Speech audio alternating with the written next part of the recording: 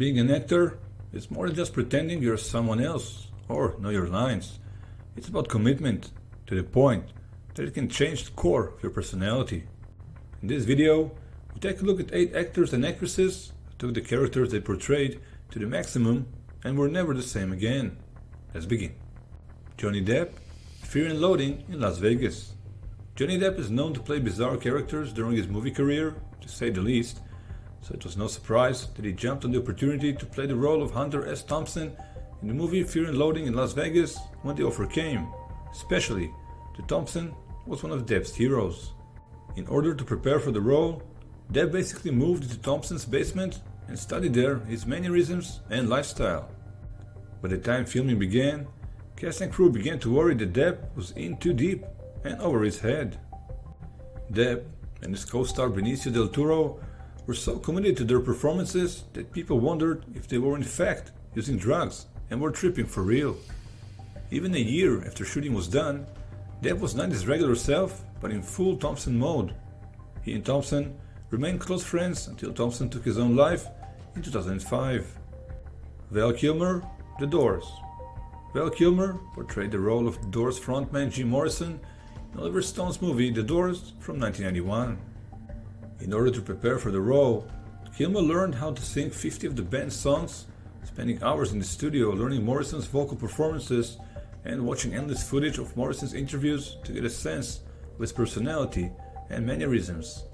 On set, the cast and crew referred to Kilmer as Jim, with many claiming that by the end of filming, they were unable to tell the difference between Morrison's singing voice and Kilmer's. But not all was great, as when filming ended, Kilmer claimed that he had to go to therapy in order to get Morrison out of his mind and system. Rock producer Paul Rothchild, who knew Morrison, claimed that Kilmer now knows Jim Morrison even better than Jim ever knew himself. Thank you for choosing to watch our video.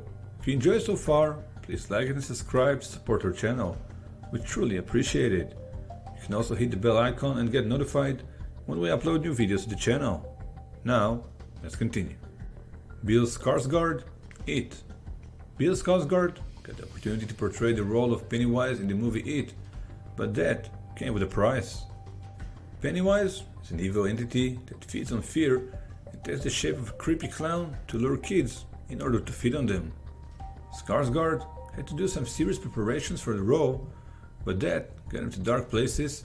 He described it being in a very destructive relationship. After shooting ended, he tried to forget about the character once the cameras were no longer there, but the character of Pennywise was too strong to let go. Skarsgård claimed that Pennywise quickly began haunting his dreams and was the source of nightmares for months to come. Uma Thurman, Kill Bill.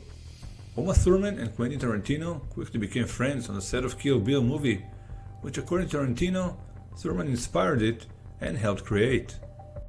Relationship between the actress and the director were phenomenal.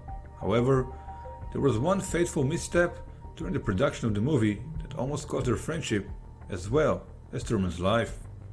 Tarantino insisted that Thurman perform her own stunt work for a scene that involved her driving into a curve. The stunt went wrong, and Thurman found herself in the midst of a life-threatening car crash. Thankfully, she survived, but suffered contusions, concussion, and severe leg-knee damage that bothers her to this day.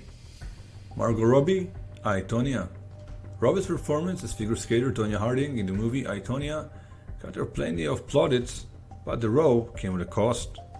Robbie had to undergo weekly MRI scans after herniating a disc in her neck, but that actually was the least of her worries, as it seemed she got so lost in the role that at times she couldn't differentiate between the role she portrayed and real life.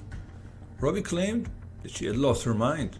She once said in an interview that she genuinely thought that she and co-star Sebastian Stan, who portrayed her husband in the movie, were really these people in real life.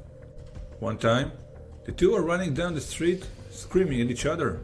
Robbie screamed something about needing to go to the hospital because her hand was broken, even though it wasn't, but she was so caught up in the moment. Sebastian didn't understand where Robbie was going and went after her to pick her up because she was continuing to lose it off set. And then she seemed to turn and punch him in the head. Robbie admitted that overall, the whole thing was extremely traumatic for her. Keira Knightley, Pirates of the Caribbean. Knightley gave an amazing performance beyond her years in the first Pirates of the Caribbean movie, with many forgetting that she was only 17 years old at the time. The role and her performance made her a household name and got her into Hollywood's A-list. However, this was also the start of her breakdown, coping with mental health issues. The movie series was a hit, but Knightley felt differently than the viewers and fans. In her own mind, she only heard the criticism and felt like she was worthless. She decided to take a year off from the movie industry right after becoming so famous.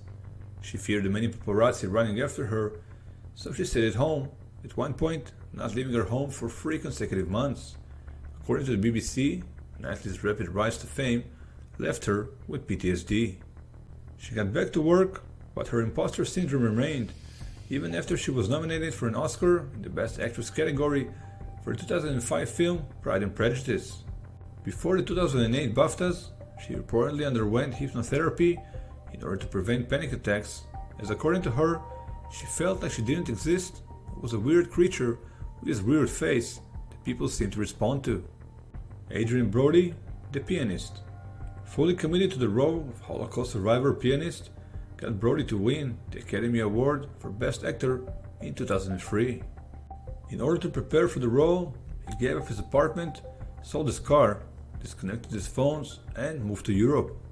But what was really hard for him was the emotional effect of starvation, and that was a real challenge. Brody said that he had experienced loss and sadness in his life, but never knew the desperation that comes with hunger.